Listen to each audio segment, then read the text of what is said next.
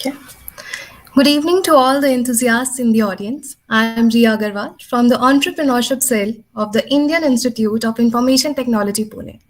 On behalf of the eSummit 22 team, I extend a warm welcome to you all to episode 2 of the second season of Breaking Conventions, launched under eSummit 22 and produced by eCell IIIT Pune. Here, we invite acclaimed personalities in the business world to share their ideas and stories to help young aspiring entrepreneurs build the right fortitude for a successful person and keep steering themselves in the right direction.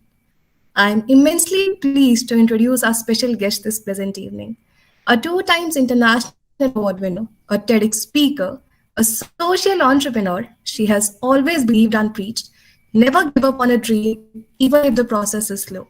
Indisputably optimistic with a can-do spirit, she has become a role model for thousands of aspiring women entrepreneurs today. Please welcome the founder of Women Entrepreneurs India, ladies and gentlemen, Ms. Mahalakshmi Saravanan for you. Started in the year 2013, Women Entrepreneurs India strives to educate, train, support, and motivate women entrepreneurs all over India through innovative business ideas, startup funding avenues, marketing support, and mentor connections. Welcome to IIIT Pune, ma'am. How are you? Sorry, I'm good. How about you? I'm great, ma'am.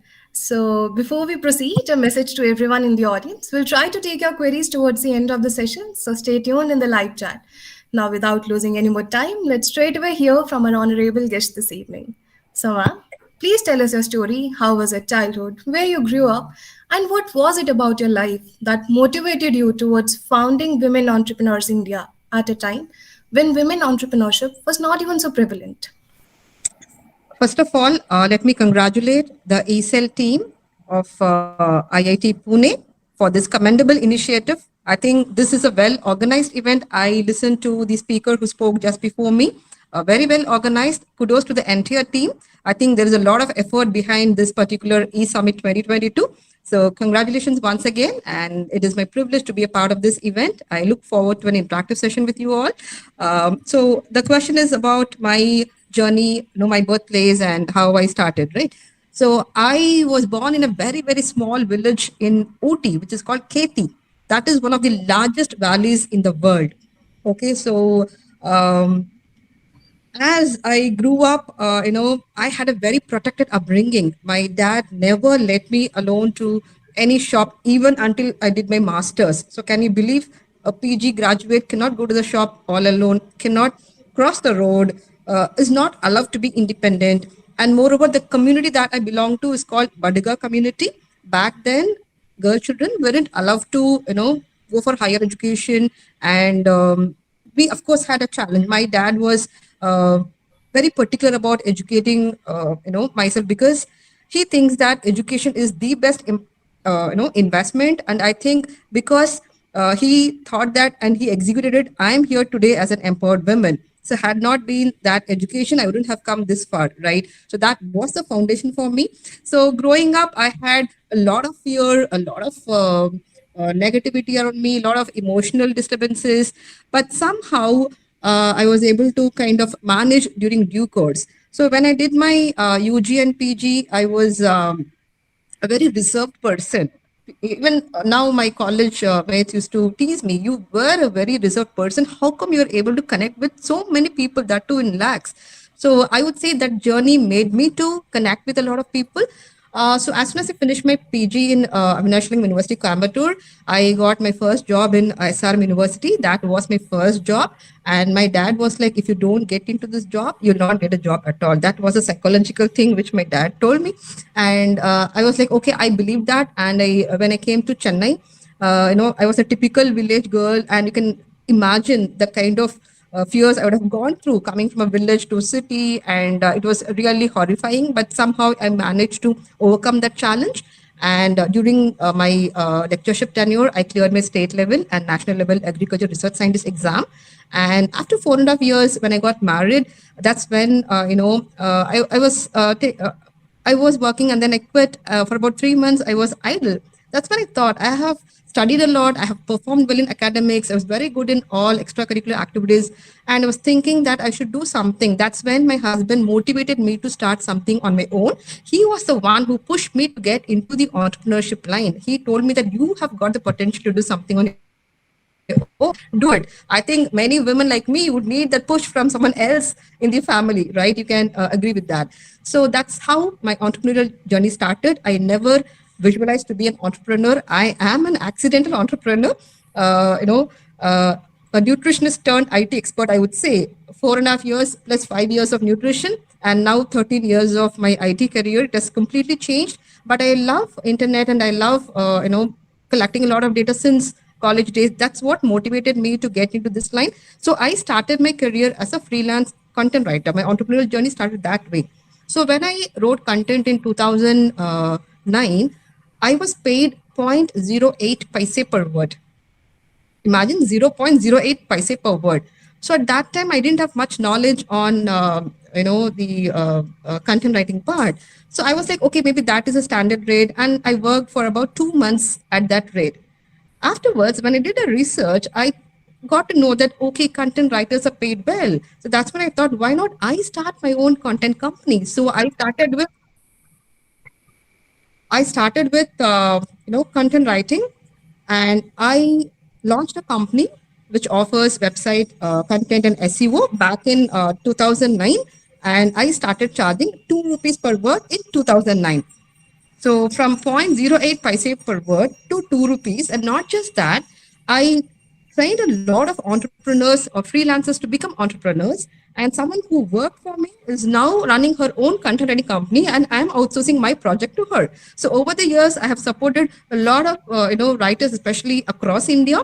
But the challenge is that not many are able to create engaging content. They are able to, maybe thesis and dissertation, yes, that's a different story altogether. But when it comes to web, especially now, we have to write for the millennials and for the Gen Zers, if that is going to be the product. Right? So I was not able to get that kind of quality content since beginning. So I did a lot of research, and I now have a handful of writers who have been traveling with me for more than 12 years, and they are working in international platforms, and they're also working for me. So I'm so glad that I was able to kind of impact, a few of the content writers. So when I started my IT company in 2009, I also learned a technique called search engine optimization. So that is a technique, in 2009, not many were aware of it. So since I had great knowledge, I want to learn more in the internet. So I thought I have a website now. So how do I bring it to top position? That's when I learned SEO. That is, we don't have to pay Google, but then you bring your website to top position. So what I learned then really helped me. From 2013 till date, my website is ranking page one for more than 200 key phrases. It's about 200 crores of websites I'm on page one. So just imagine the kind of traffic that I get. But there was a lot of hard work behind it, and a lot of consistency behind it, a lot of perseverance behind it. So when I started, the IT company in 2009, I didn't have any knowledge. But after 3 years, when the company failed, because I couldn't manage home and life because my daughter was just born and I had limited resources. I had the office set up, I had everything, but then I didn't know how to market my services, get clients, how to communicate, how to negotiate, how to, kind of grow the company. So I had all the challenges which any, first generation entrepreneur would have, right?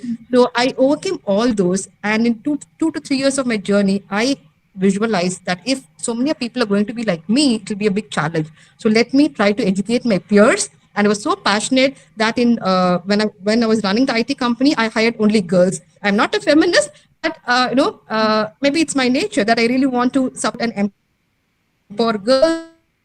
And that's when I thought I should do something for women start a business, because firstly they have a great mindset challenge, and secondly they don't know how to network or they under network, and third thing is that they don't know how to acquire the skills required to run a business. So I had all those problems. So I overcame it. I thought, why not I do it? So I registered the domain womenentrepreneurs.india.com in 2013. Okay, I was wondering, this is such a popular keyword. How come no one has used this? And when I was looking for, entities that support women entrepreneurs, none were there. Only NGOs were running, training programs and stuff like that. I thought, no, I'm not going to run an NGO. I'm going to launch a company, I'm going to register it, I'm going to raise funds through which I'm going to support people. Since then, I started 2013 when I started Women Entrepreneurs India. That was exactly on 14th of February, which is Valentine's Day for others. But for me, it is the love and affection that I show to any entrepreneur, not just women. Entrepreneurship is gender neutral. So when I started in 2013, very first month, I'm getting a call from Maharashtra. They were asking for database of my network. So I was wondering, it's hardly 1 month. Anyway, I reached the top ranking. Why are they asking for the database? So I was not sure why they were asking. Okay. So then I thought maybe something is there. I just tried. Within 6 months, I was invited by World Trade Center Mumbai. I was interviewed by too many channels. I was not knowing what was going on. What is this? I just did something good. I started the good intent, but that has taken me too far. And you will not believe, on 30th of this month, I've been invited by ISRO, Indian Space Research Organization, Oh my God. Tuticorin, the Rocket Propulsion Complex there, IPRC. I've been invited there. Actually, this opportunity came to me during the pandemic, but unfortunately, March 9th, I had the event, but then March 8th, they had to cancel it because of the pandemic. So I thought, okay, maybe this is this opportunity not for me. But again, no, it came to me, and I'm really glad that it happened. And, the story, I can give you a lot of stories. So the main intention of me starting Women Entrepreneurs India is to empower and support women. I'm passionate about what I'm doing. And Kidpreneurs India, yes, it's a very, very big story. Maybe if you could watch my TEDx talk, the story is there. But if I tell now, it will be too long and you may not be able to kind of, ask the other questions related to entrepreneurship. Maybe I'll request the viewers to watch my TEDx talk so that you get to know why I started Kidpreneurs India there. Okay, absolutely, ma'am. That's a really inspiring story. I mean, I also have to thank sir for motivating you towards this noble cause. And when everyone else in the world tries to make us what we aren't, you were motivated towards being your best self, and that's absolutely amazing. I'm already really amazed by the energy that you're carrying Thank right you. now. So, ma'am, you mentioned that you were brought up in a place where girls are made very dependent and are always under the umbrella of their families, right? But entrepreneurship is something where independence and leadership are two of the very crucial traits. So, how exactly did you pull yourself out of that shell? It was really challenging because, as I told you before, I became an accidental entrepreneur with no knowledge in business, with no contacts, with no skill sets. Okay. So when I started becoming an entrepreneur, it was very difficult for me to accept myself as an entrepreneur. Like you need to network, you need to acquire skill sets, you need to know how to run the show. That was not there. So every time, whenever I had a challenge, I had to kind of, go through that emotions. Unless otherwise you go through that pain, you will not be able to overcome the pain, right? The healing process will not happen. So I had to kind of, understand how things work, and I had to put a lot of effort to it. And one more thing I would like to share here with you. So when I started the business, my dad was the first person who was against me. He said, you were a lecturer at very big university, SRM. Why do you want to quit? You are a qualified person, SLET and NET qualified. Why do you want to get into entrepreneurship? That's not for girls. It's only for boys. Again, coming to the gender part, I'm telling you, he told me like that. And it was very difficult for me to convince him. But since childhood, like the other speaker who spoke before me told, one has to learn how to be a balanced person, right? Depending on the situation, one can decide whether to do it or not. So my dad, even now he says, I know very well that you will listen all the advices to me, but you will not implement it, which means I will listen to him, but I'll not do what he said, but I'll do what I feel that is right. Maybe because of that, I've come this far. So whenever my dad used to give me negative, stuff about the business or my career, I took in a positive sense. Okay, my dad is telling like that. I shouldn't let him prove himself. Let me prove myself to him. So he actually, motivated me by giving me the negative stuff. Trust me, the past 2 years during the pandemic, he got to know what exactly I'm doing, and he has become a very, very big support to me. And earlier he was like, why do you start your business with your mother-in-law? That is a rare combination. How come you could have your mother-in-law as your business partner? No other daughter-in-law would have thought of that. So I would say that my business is sustaining because of her. And now he has accepted the fact that the business is sustaining because of her. And I'm really glad to share with you that she is a state award winner, an international award winner. She has published more than 20 books. 3 of her books are in the government library. And Dr. Abdul Kalam had sent an appreciation letter to her when he was a president. So, I mean, she herself is a legend, right? So she's a retired government school teacher with 37 plus experience. And, it is such a blessing to have someone like her doing the business, because you have lots of ups and downs. And Women Entrepreneurs India is a cash burning business. You have to invest a lot and you have to wait for the right time. So during the pandemic, there was an entrepreneurial surge, and we could see that so many women were coming to us. They wanted to start a business. Even in 2015, we were a digital first company. But during the pandemic, it accelerated. So many women have started the businesses. So many have availed our services like, business registration, GST, FSSAI, so many other services, website or logo, whatever. I'm so glad that through this platform, we are able to mentor a lot of women. The first question they ask is that, Ma'am, I have an idea, I don't know how to execute it. I have money, I don't know what to do.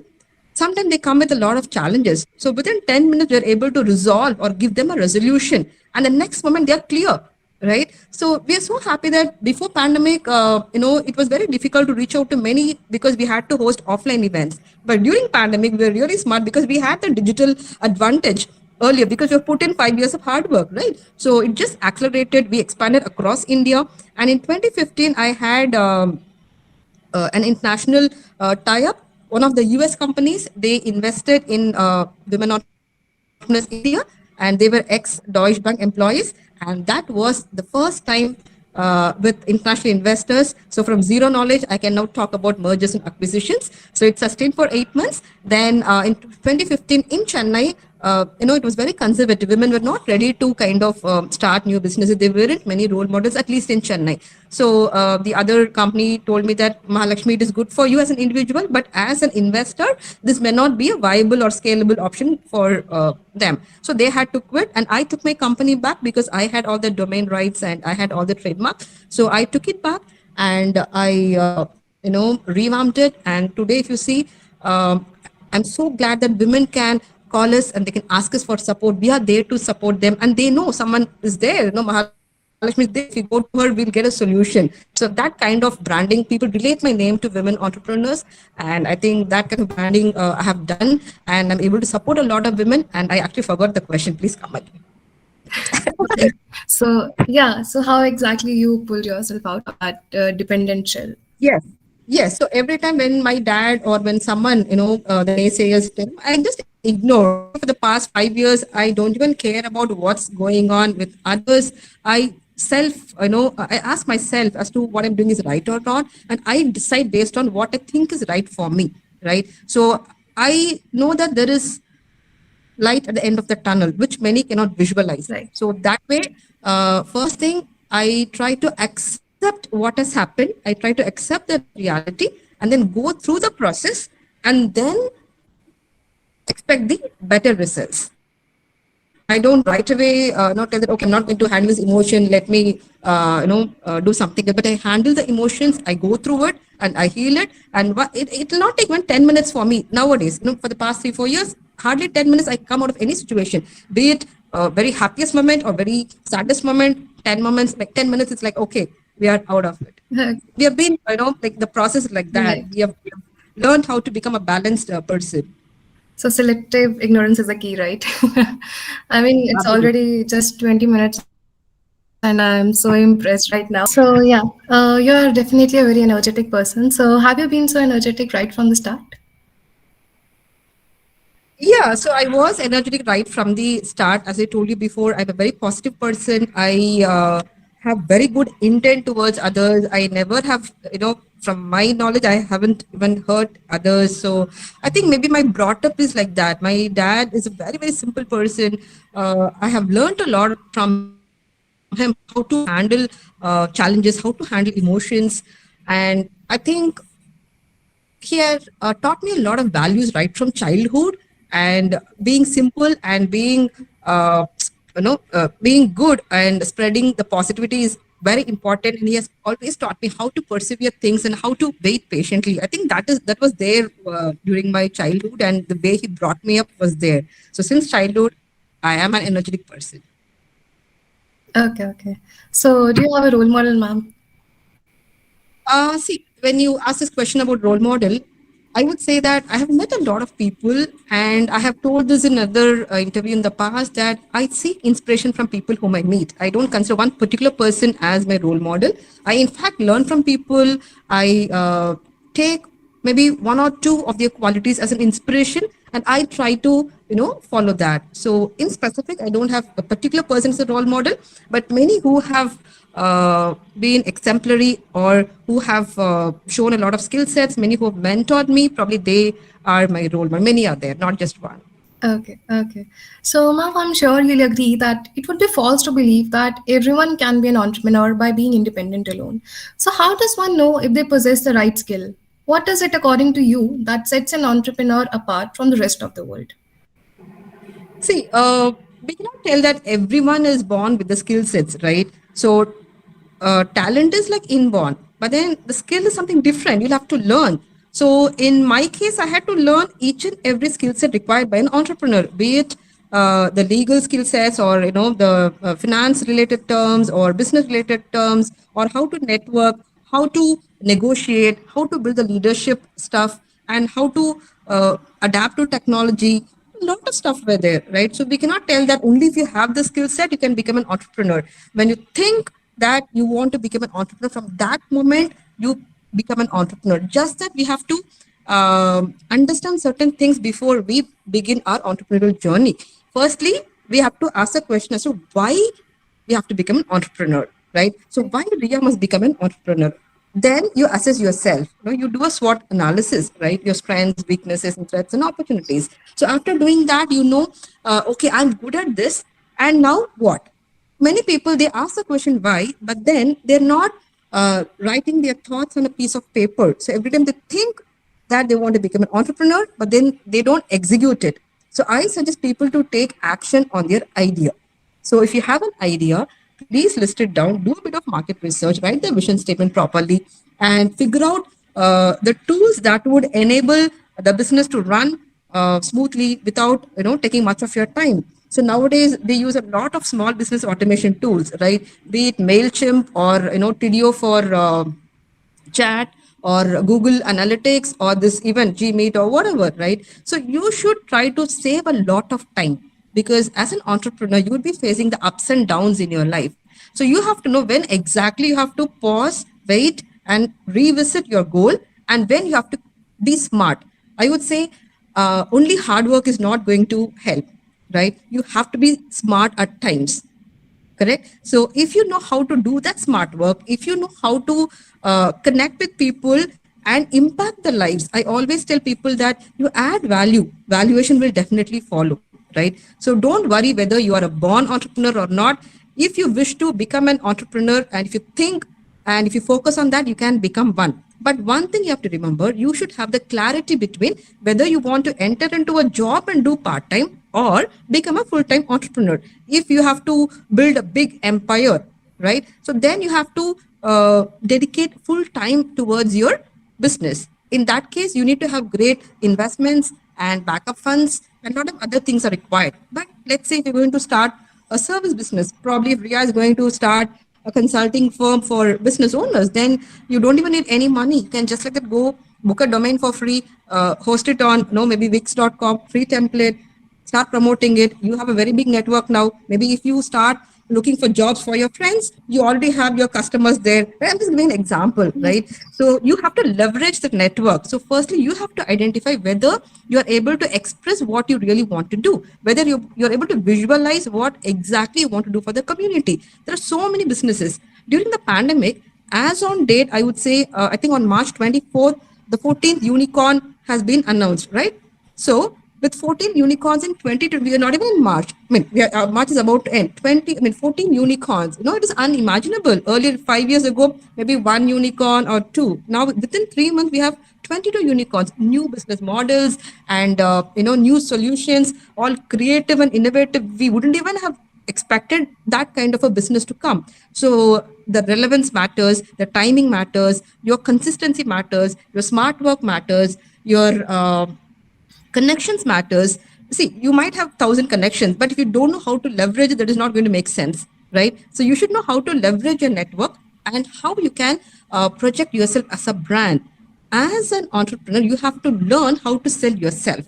So I always tell women that don't think of you as a woman entrepreneur, think of you as an entrepreneur. It is always good to think in that way, because ultimately you have to offer good services and good products, right? Quality products and good services, right? Only then customers will come to you. You have to give the best customer experience, CX, to people. Otherwise, people are not going to come to you. And during this pandemic, though there were a lot of challenges, pandemic has actually acted as a catalyst.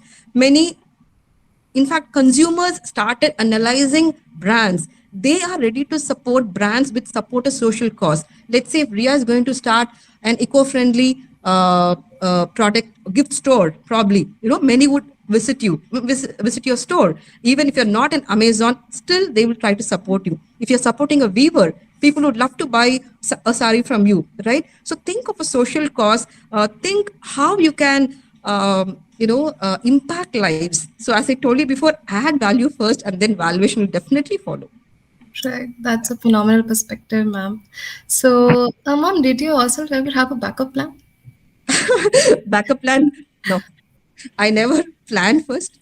I never had any plan when I started my business. Even now, I don't have any plan. Okay. Okay. So it's like I know what to do. It's been registered. But to some extent, when there are events, when there are important things to be taken care of, like strategic tie-ups. So right now we have signed MOUs with 6 colleges, and the seventh is going to be SRM. I worked as a faculty there, and now I am signing an MOU with SRM. So that way, I see. I worked in SRM hotel management, but now I'm going to sign the MOU with SRM IST, which is science and technology, right? So Yeah. that way, I would say. Now that the brand is scaling up, I have to really plan. So we have started working on it. And yeah, so we have experts, we have teams working virtually for us. We have members from across India who are supporting me for the good cause. So all their good energy, along with my good intent and the support, I think it's the Women Entrepreneurs India has been growing. And in 2015, I think one more company has created a similar domain name, and I think I can take a legal action on them also, because I have the trademark. They're not supposed to do that. People have now started using the term Women Entrepreneurs India extreme everywhere. They started using. In 2013, nobody realized that this would become a movement. But now everywhere, be it on any social media platform or any company, the women entrepreneurs has been the highlight, right? So I would say. Earlier, women entrepreneurs, I had to name it as Women Entrepreneurs India because not many entrepreneurs were there, especially women in business. But now there are many. We have come a long way, but still we have a long way to go. For which, as the International Women's Day theme says, break the bias. We have to be bias breakers, and we have to create a conducive environment. We have to create a sustainable ecosystem through which more girls can look up to role models or mentors, and they can take support. So today, even if someone asks me for any particular question, we are able to respond immediately. We are able to give them a solution instantly. So that is what they like a lot about us. And we have been helping them in terms of personal branding, in terms of promoting and selling their products. So we have hosted more than 200 plus events wherein we have helped them connect with good network. At the moment they step out of the network, they feel happy. Step into they feel happy. What happened was, once there were like 25 women in the network. We do very focused networking sessions. 25 women were there, out of which one lady was not comfortable in, speaking with the network members. So I invited her. She told, Mahalakshmi, not going to talk. So I listened to people. Okay. So I was waiting. So 24th person completed her talk. And when 25th person came, that lady, I asked her, okay, please start. So she couldn't do anything, but she had to overcome her fear. And she spoke really well. So it is just the, maybe the, whatever, Psychological. her thought, psychological thing. So she was able to overcome that fear. Like this, so many people are there. And one more interesting thing I would like to tell you, which will be useful to you as well, aspiring entrepreneurs. There's this Udyam registration portal. Okay. So any entrepreneur can register on the Udyam government portal, and they need not depend on any middleman. Okay. Our entrepreneurs, especially many women, don't know that, and they tend to depend on others. It would take hardly 2 minutes for them to register. Even the educated women who are tech savvy, who have internet access, who are very good at it, they don't know that there is this registration. Once you do this registration, you are a registered entity with the government. So that way you become a you become a legal entity. So not many are aware of that. Another one more thing I would like to tell you here is that for entrepreneurs especially, there's this site called PSB Loans in 59minutes.com, which has all the government schemes in one place. If you want to apply for a government scheme, you just have to go there, apply it, and get it done. Okay. Hardly 59 minutes, you get an in principle approval for your business. Not many are aware of it. So,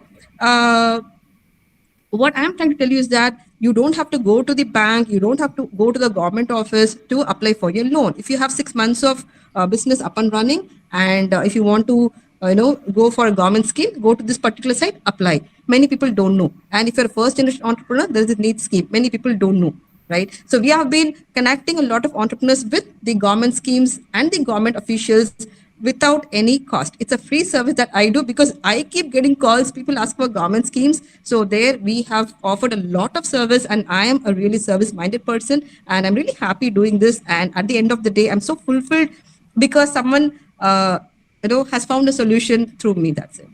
Right.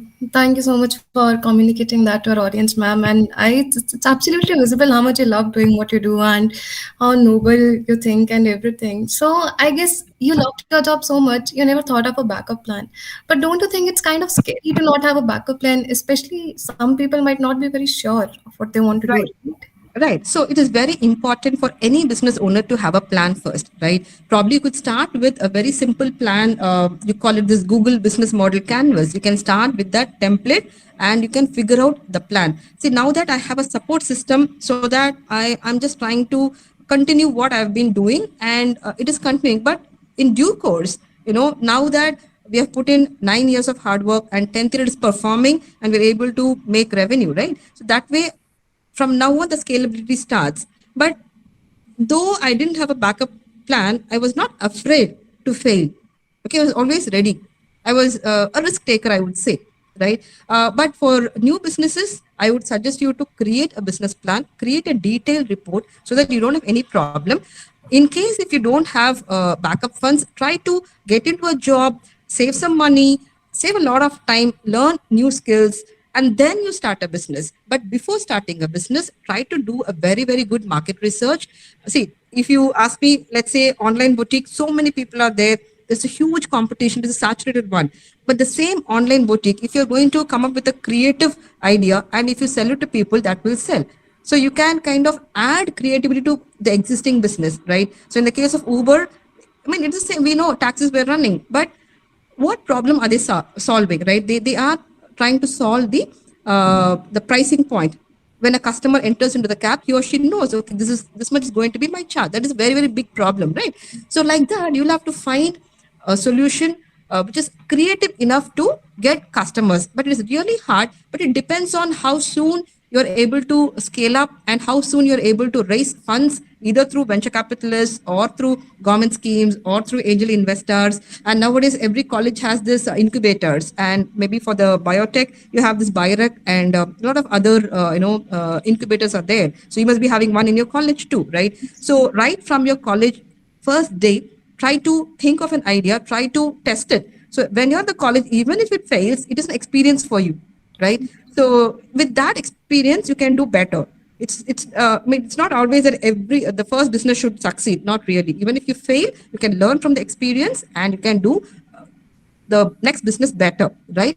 So you have to know how to celebrate failure. So I have learned it. So I celebrate failure. So when I fail, I'm super happy that, okay, I'm going to take decisions correctly the next time. So I've been doing this repeatedly. And right now, if I'm able to give solutions to women in 10 minutes on a call, it's because of the experience that I've gained. So now we are like scaling up. Right. So let's keep experimenting. That's the key, right? Sure. Yeah. So, Mom, do you think the amount of opportunities given to men and women in India are equal? See, that is a question based on gender equality. So let us not think about whether the opportunities are given to men and women are equal or not. Let us think differently. Okay. Are women making use of the given opportunity? Are women stepping out of their comfort zone? Right? Are women, trying to learn new skills and start new businesses? If I ask you a question, let me ask you this question. Ria, if I ask you to start a manufacturing unit without a plan, will you start? No.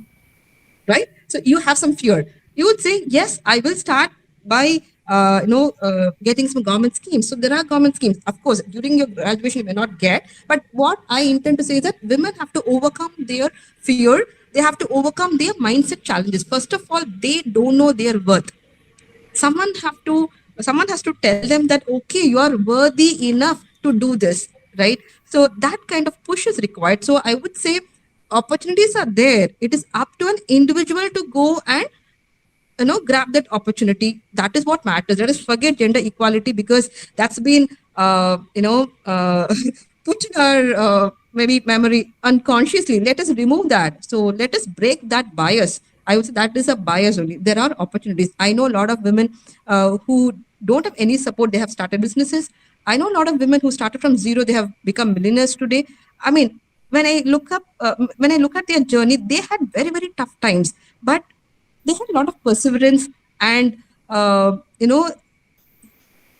they were like they were trying to continue what they were doing. The consistency matters. Many people would quit. Let's say, for example, some people, when they start for 2 years, third year, if they don't make money, they get into a different domain. I know a lot of IT grads who had started coffee shops, IT grads getting into farming. It is good, but if that farming is not well, they get into some other different domain. So you have to wait and see. If 6 months the business not performing, wait for another 6 months. If the business model, if the idea, everything is wrong, stop that, scrap it, and start another one. And now it is more about starting a business and selling it out, right? But again, whether you want to sell completely, if I would have sold the company to the investor, I would have made a huge money. I would have become a millionaire. But I didn't do that because I was really passionate about empowering women. And that is what makes me happy. Money is not bringing me happiness. But every day when I get to meet people, when I am able to solve their queries, when I'm able to help them go from one step to the next step, I feel happy, right? So it is up to you to sell your company or not. But what matters is, at one point or the other, you definitely need a mentor. In entrepreneurship journey, it is there. No, you cannot do it all by yourself. You have to be dependent on someone, maybe your mentor or your customers, or whoever it is. You have to depend on someone, right? For which you have to build proper relationships, and you have to kind of do ethical business. It has to be transparent. Consumers these days know which is the best brand, which is not the one, right? So you have to kind of do it in an ethical point of view. I always insist that, because that is more important. Once people get to know that it is not okay, then you lose your reputation. And now with online stuff, it is very, very dangerous. It is better to say, okay, I have only 10 employees. Yes. You are the only employee. Yes, you are the only employee. There's nothing wrong. Even one person can run the business, right? So if the right time comes, if your business is ready to sell, do it. Don't be emotionally attached to the business. So I had this experience of emotionally attaching myself to the business when the investors had come. I was not ready to. It is my baby. I didn't want to give it away. But even now, I'm glad that I didn't sell it off, and I'm running it, because no one would have run for about 10 years waiting for profits, right? So I'm so glad that I'm able to create legacy. Now my daughter might take it over, and she might handle it from here onwards. So I'm building a legacy business for my daughter, which will continue for years. And I think that would make me super happy and super proud. Brilliant, ma'am. It's amazing how much you can learn when your intentions are truly honest, right? Correct. And it's absolutely amazing because a lot of people tend to force their mistakes upon others. But like you said, it's upon us how we leverage our opportunities, right? True. So there's a very famous quote by Robert Frost. He said, being the boss anywhere is lonely. Being a female boss in a world of mostly men is especially so. So have there been any times, ma'am, when you resonated with these words? See, many a times I was not having that kind of stereotyped thing in my mind. I never, thought that, okay, I am a lady, and I'm trying. Men are trying to kind of, focus more on the. I mean, they're trying. I mean, whatever question you ask now. So I think I never face the situations, but even if the situation is like that, I know how to overcome it, right? So that way, I think it is just a stereotype and the thoughts that we have preconceived notions. I think we have to change our mindsets, that we can say, I am an entrepreneur and I'm not, and you have to strike up the word, I am a female entrepreneur. Strike up the word female, right? So I am an entrepreneur. So I insist people not to think that they are a woman in business, but an entrepreneur. So that way, I think I haven't faced such situations, but even if I face, I think I should be able to pull it off. I'm really impressed by your positivity, ma'am. It's absolutely, I guess I have to agree, you are indomitably optimistic. Thank you.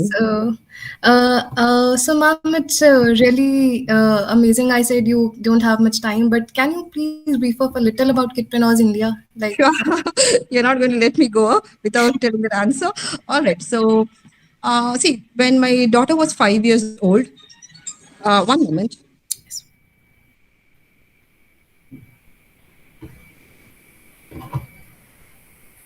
So when my daughter was 5 years old, we were going near, a mall. It's called Phoenix Mall in Chennai. So she saw a few children selling books on the roadside. She was asking, Mama, why are they selling books? I said, they have to feed themselves. Only by selling books, they make money. And that's how they do their living. And she asked me, Mama, why can't you give them money so that no, they can eat and they can go to school? I said, no, it's very difficult. It's very difficult raising you. I can't be raising too many kids at home. And she was like, how can I help those children? I said, you do something, I'll help marketing your products. And with that money, we can support those children. So that thought has gone into her mind so deep that she started creating beautiful artworks, which we were able to sell.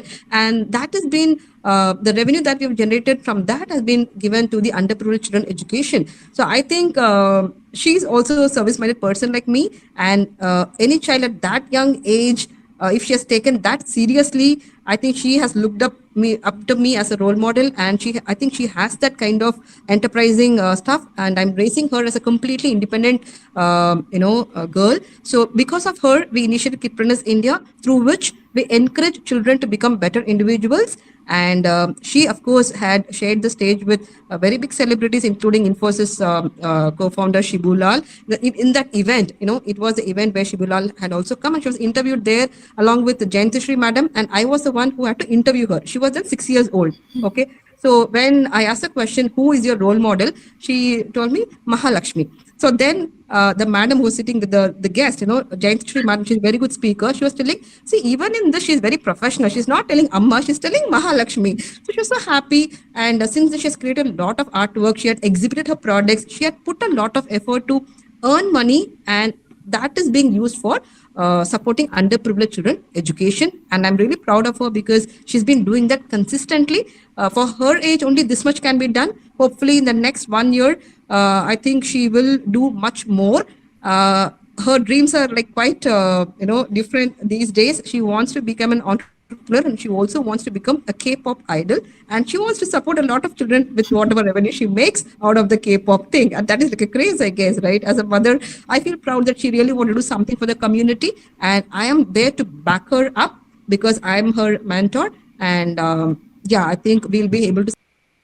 When I started the business from zero level, nobody believed that I could come this far. Everyone advised me to get into a job because I had all the skills to earn lakhs every month. But I never opted that. For 9 years, I've never opted that. And whatever revenue I made, I'm able to do this. So even now, if I go to a job, I can earn well, I know.